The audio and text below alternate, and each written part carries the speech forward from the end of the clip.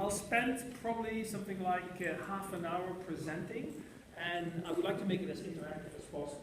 In the presentation there are a couple of videos, and we'll play them and actually let you listen to the technology as it is. And we will actually try to not only tell you why ReadSpeaker helps the learning outcome, but also how you can implement a ReadSpeaker solution into your Blackboard environment. So with that, let me get going and start the presentation. 下午好 Bonjour et bienvenue. Guten Tag und herzlich willkommen. Buenas tardes y bienvenidos. Buon pomeriggio e benvenuti. Boa tarde e bem-vindo. Goedemiddag en welkom. Good afternoon and welcome.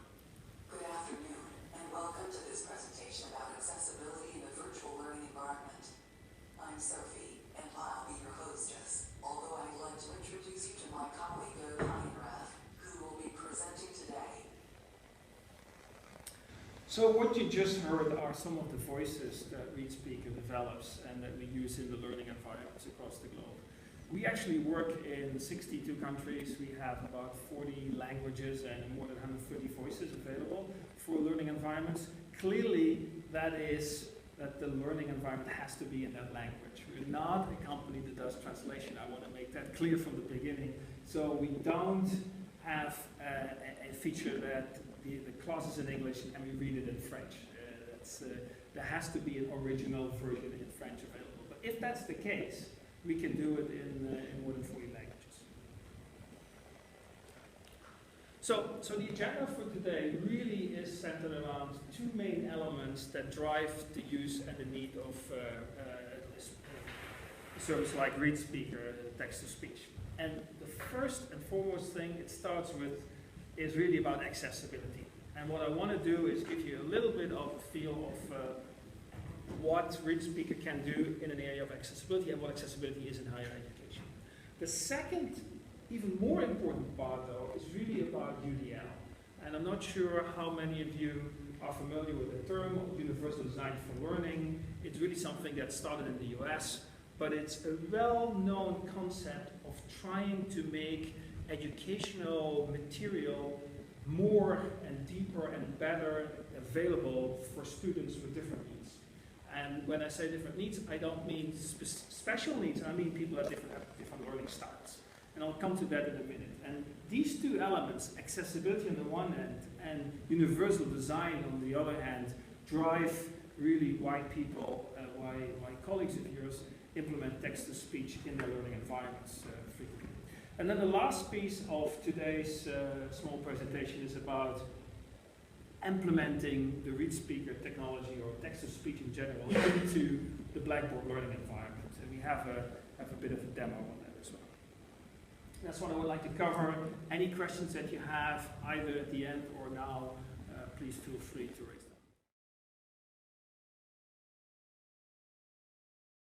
And what you might be familiar with, that there is a pressing need for accessibility in online materials. More and more, this has become a government or a legal requirement, but even in those countries where it's not a legal requirement, it's a real best practice to make your content as accessible as possible, because about 6% of university students has a disability.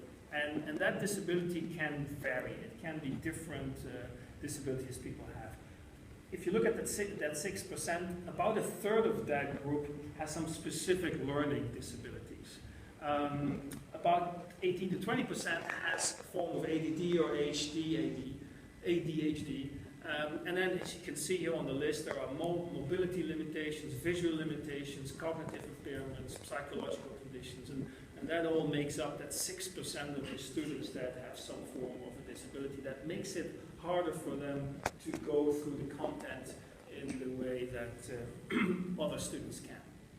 And on top of that, roughly 10% of the students in the UK, and actually the number is 15% in the Netherlands, come from overseas, and the majority of them, at least in the UK case, don't speak English as a first language. In the Dutch case, that means Dutch as a first language. So, back to why should you do things about accessibility, and why is it important to think about other ways of offering content? About 5 to 10 years ago, the US government issued a study to overhaul the US educational system because they felt they were getting behind other places like Finland and Norway, where the education was at a higher level, and they launched this initiative called Digital Learning Now.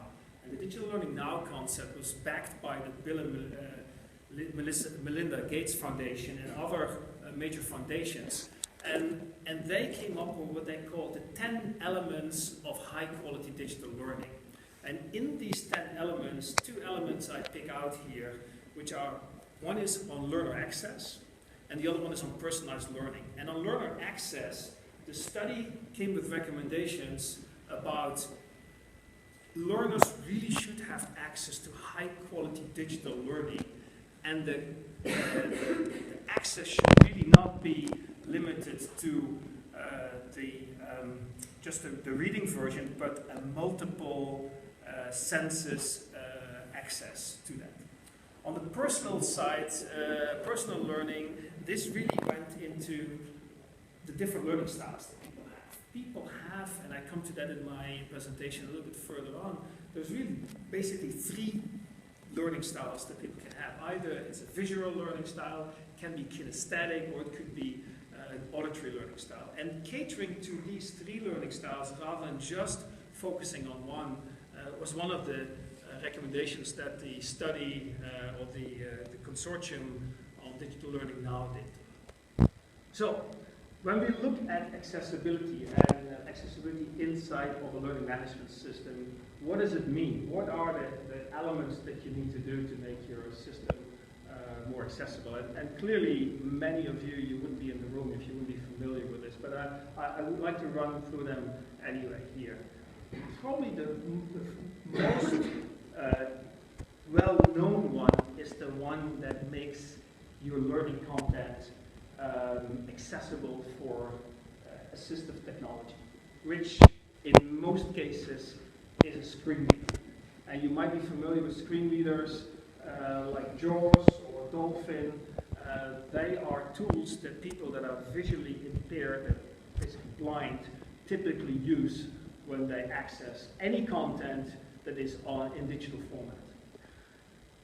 That's been a very important part of the whole WCAG community, the WCAG community that talks about accessibility guidelines for the web in general.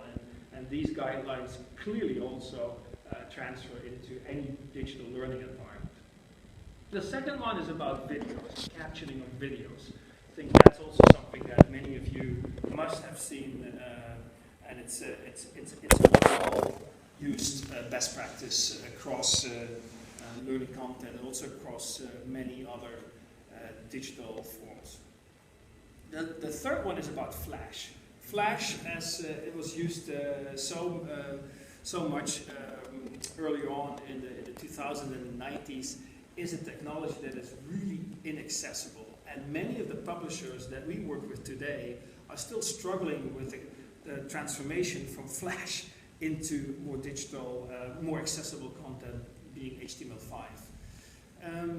The fourth button, the fourth topic that's on the list here is really make documents available in readable text format, not as scanned images. I can definitely show you the amount of scanned images that are still available today, not only on websites, but also inside of learning environments. And this is obviously a legacy issue that is making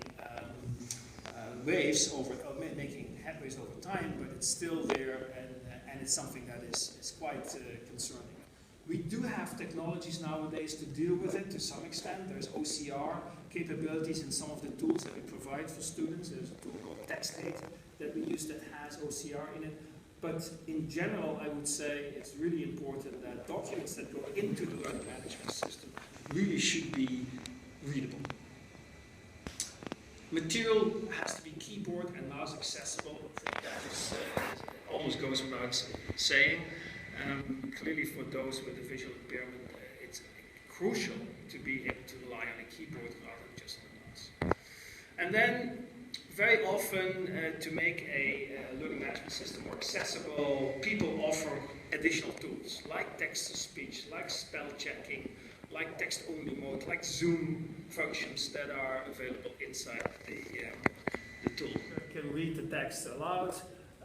Our conversion of audio can happen on the fly.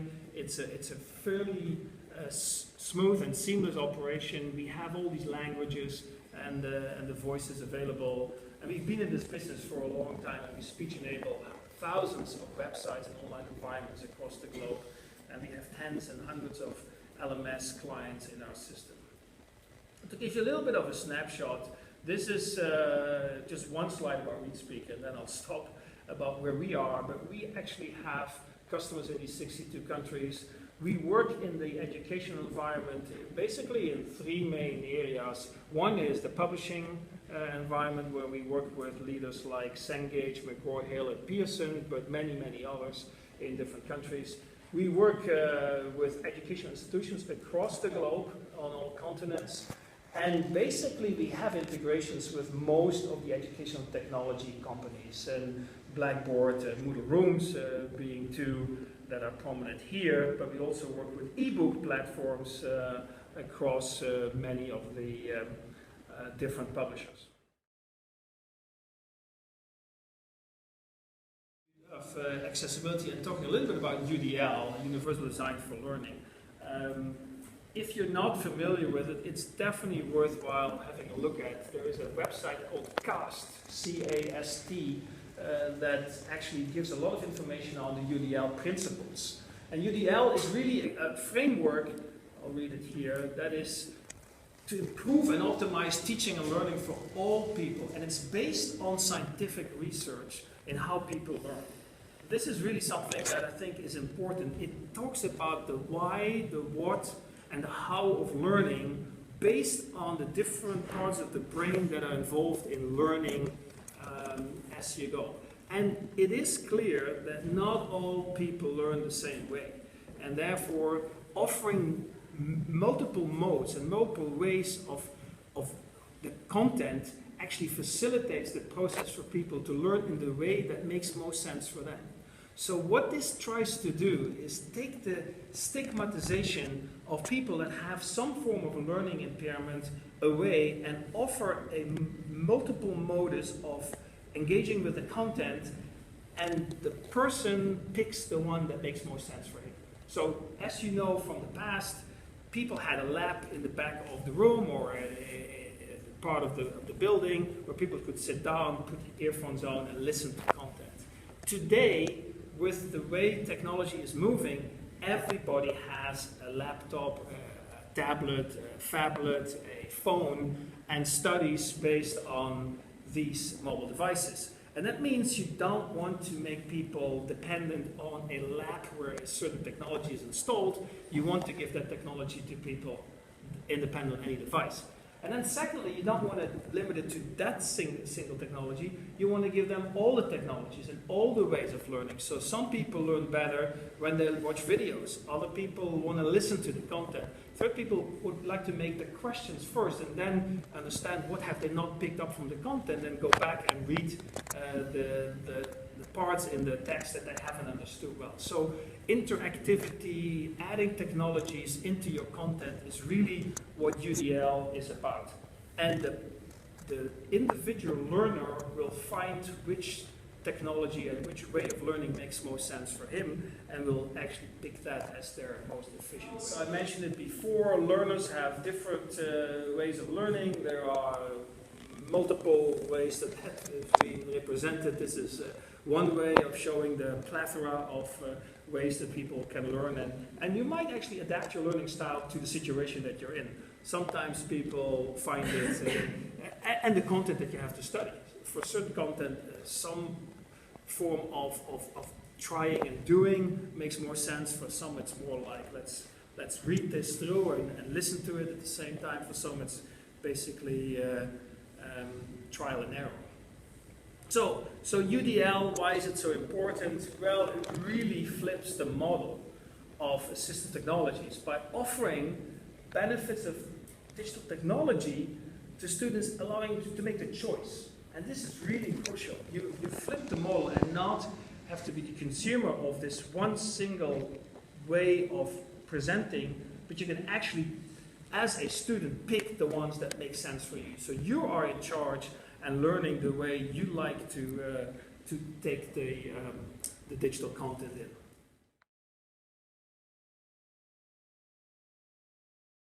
So how does text-to-speech, which is one of the elements in UDL, and by far there are many, many more, but this is what we are presenting. How does that fit? Well, one of the elements clearly that comes to mind here is also the bimodal element. And this must be something that all of you, being in education, are familiar with.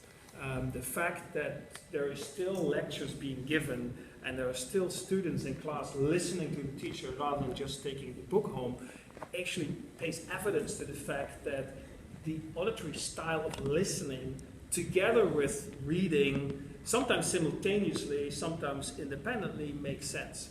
And what is actually being proven by much scientific research is if you listen and read at the same time in a karaoke style, you basically have two senses at the same time mobilized. And that two senses data recollection generates deeper memorization, and therefore it helps you later on to do better recollections. You're probably all familiar with this. When you were kids, you studied English words or math, easy math at the beginning by reading them aloud and memorizing them. And that concept is actually being used in bimodal learning when two senses are both used for data how does it work? We use that mode. Universal design for learning. Every learner has favored methods for obtaining, comprehending, and retaining information. Some are visual learners, some are auditory learners, and some are kinesthetic learners. However, most learn best through a combination of these three tactics. In modern teaching environments, efforts have been made to implement the universal design for learning.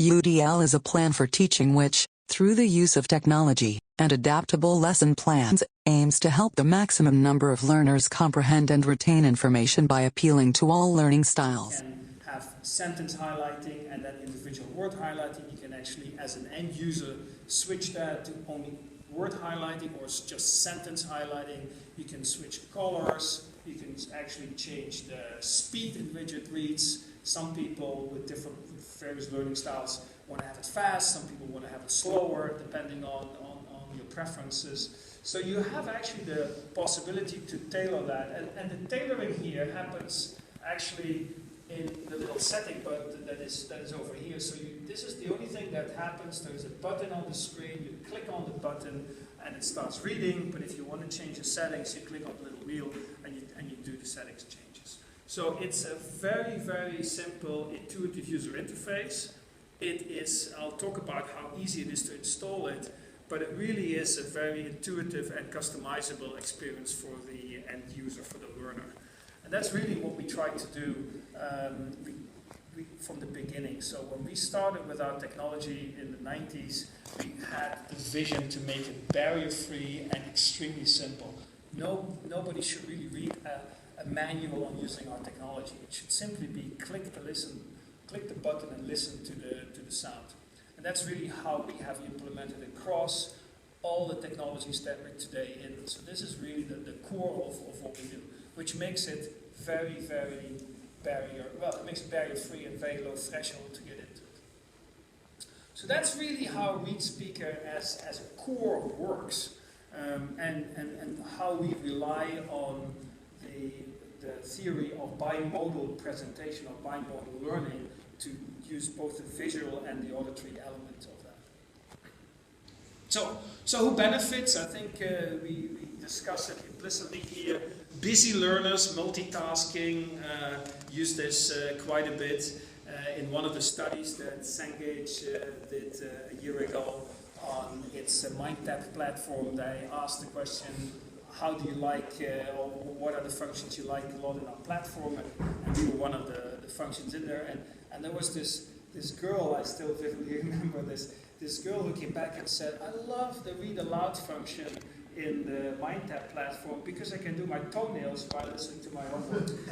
Clearly that was never what we intended, but it just showed how interesting applications people find to do multitasking while doing their homework.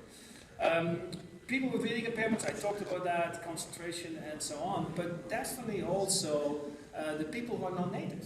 If you are non-native, you tend to be a better listener than you are a reader. And if you combine them, you can actually help people improve their language because they hear and see it at the same time. And that double effect actually has some impact on your language learning. The users of ReadSpeaker has been language learning institutes who saw immediately, and you probably recognize this from the yellow boxes that you see at the airport, where people always get infused in both learning, listening and reading at the same time. Okay, so really the concept behind Bimodal also has to do with the element of the learning pyramid. You're all familiar with this as educators, and the learning pyramid really talks about the more active you are and the more senses you're using, the deeper the learning gets. So if you start at the top, just lecturing at the top, listening to a lecture is probably, you pick up 5% of the content over a period of time. Reading doubles that. Audio-visual doubles that again, so you get to 20%. And this is really where we are. We're probably going from 10 to 20, which is still not enough. If you want to retain most of the information, demonstrating it, discussing it, practicing, teaching others is where you basically learn more of the content when you work with it. We are one of the elements in the mix that helps you to go a little bit further down and actually double what you can recall. But obviously there is more to learning than just listening and reading with ReadSpeaker. Environment actually is very easily set up. The building block modules that are available in Blackboard Learn are, one of them is designed for the ReadSpeaker functionality, and it reads actually both the HTML content and the documents. So we have the capability of reading both. We also have the possibility to set the languages. So if your environment is in French or in Norwegian or in German, we can actually automatically detect which language your content is spoken in, and we can actually use that to automatically read in the right language. It's very simple, the building block integration. I'll talk about it in a minute. And you can actually turn it on and off per course, which is also quite a nice feature. There might be teachers that say, well, this course, I do not want to have the language or the reading functionality on, and some you might want to have it. Hi there, Sophie again, here to show you how we at ReadSpeaker read aloud your HTML course content. You see the ReadSpeaker icon in the bottom left, which can be activated by clicking on the speaker. Then, you can position the ReadSpeaker player where you'd like. Need help? Click the question mark to learn how to use the player. Click to the play button to listen to the HTML content, read by my British colleague. Text-to-speech technology offers several benefits for content owners and publishers as well as their content consumers. Content consumers can be website visitors, mobile application users, online learners, and more. Text-to-speech allows content owners to respond to the different needs and desires of each user in terms of how they interact with the content. Only want to listen to a specific part of the text? No problem, just select that text, then click on the pop-up speaker icon that appears next to your cursor. People who have literacy difficulties. Some people have basic literary levels. They often get frustrated trying to browse the internet because so much of it is in text form. By offering them an option to hear the text instead of reading it, they can get valuable information in a way that is more comfortable for them. You can also set your individual preferences for how you'd like to listen to the text. By clicking on the settings icon in the ReadSpeaker player, You can change highlighting color, text magnifying, reading speed, and automatic scrolling. Your preferences will remain as such next time you log in. Use ReadSpeaker to listen to all HTML course content. One of the important steps in integrating into a learning environment is not only to read the HTML content, but to read the documents that are available inside of the LMS. And we have actually a technology that is called docReader that does that. And it reads different document forms. So it can read PDFs, it can read PowerPoints, it can read Word documents, it can read Office, any other Office documents, or the Open Office standards. So we have that available, and it actually populates, once you implement this, it populates all the documents that are in your LMS with a little button that if you click on that, it opens the document and it reads the document. So you see it and you can listen to it. Right, so we can read your HTML content. But what about all those documents professors like to upload into the VLE? No worries, we can read those too. Here's the standard document that you see in Blackboard. Inaccessible, no way to listen to this content, even if you select the text. Luckily, ReadSpeaker's docReader is Blackboard compatible, so your learners can listen to documents in a variety of formats, including PDF and Microsoft Office. Next to the name of the document, you'll see a little speaker icon. Click the icon to open the document in ReadSpeaker docReader. Look, it's the same document, same layout, only now we can listen to it. Introduction. In the last 5 years, education has been changing in so many ways so quickly that it can be difficult to tell what all this upheaval will lead to. But in a broad sense, it is not hard to see that all these changes are pointing in one direction, increasing educational opportunities for all students. Learners can also view the document in text-only mode, so they can better concentrate on the content. docReader can also be personalized to a learner's individual preferences. Change the speed of the reading, the menu language, highlighting colors, and more. Also, change how the document appears in text-only mode. Questions about how to use docReader? Click the question mark icon on the player bar, which will open up the docReader manual in ReadSpeaker docReader. All documents that you add to the Blackboard environment are automatically docReader enabled, assuming they're accessible, that is. docReader and HTML reading are both added to Blackboard via our building block. Joop will now explain how to implement the building block. So basically, if you like to use ReadSpeaker, there are a couple of things to do. First of all, you can download the building block from the building block environment. And you can configure it with the ReadSpeaker settings. What you need to do is you need to have a ReadSpeaker URL being added into the building block, and you need a customer key. That is available through ReadSpeaker. And you can actually either contact your Blackboard account manager, who will point you to ReadSpeaker, or you can contact ReadSpeaker directly.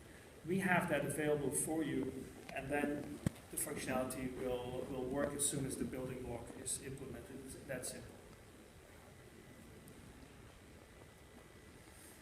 There's an administrator portal where you basically find the building blocks, and the ReadSpeaker ones are clearly marked there. Installation is quickly, and within a few hours, basically you're up and running with the ReadSpeaker functionality on your in your VLE. Settings need to be configured as I just mentioned. So it's a one-time implementation. Documents automatically have the docReader capability.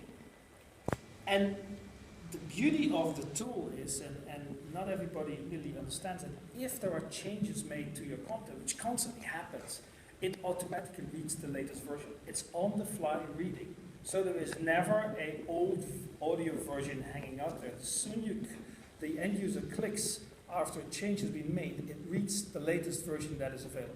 So it's always spot on. There is never audio files that you need to manage, that you have somewhere attached to a certain file, to a certain text, but the text has changed now. Because it's on the fly, it generates the audio each time that the user clicks. And that moment, the user or the engine will check, am I reading the latest version, or do I need to generate the audio again? We have a team of support people available. They work with our clients across the globe. We have a 7 by 11 hour till 11 at night opening hours of our support team. So we're there to assist during any concerns. Typically at the beginning, getting going is something that takes a bit of effort. We do have a welcome pack that is available for educators and administrators, and what that does, it actually helps you to communicate the ReadSpeaker functionality across your institution. So what we do is we provide you with the flyers, the messaging, the things you want to talk about to your students. Obviously you can customize it into your own needs, but we see that there is quite a bit of interest to use the material to make the students comfortable and aware of the functionality that is available. And with that, I'd like to ask if there are questions.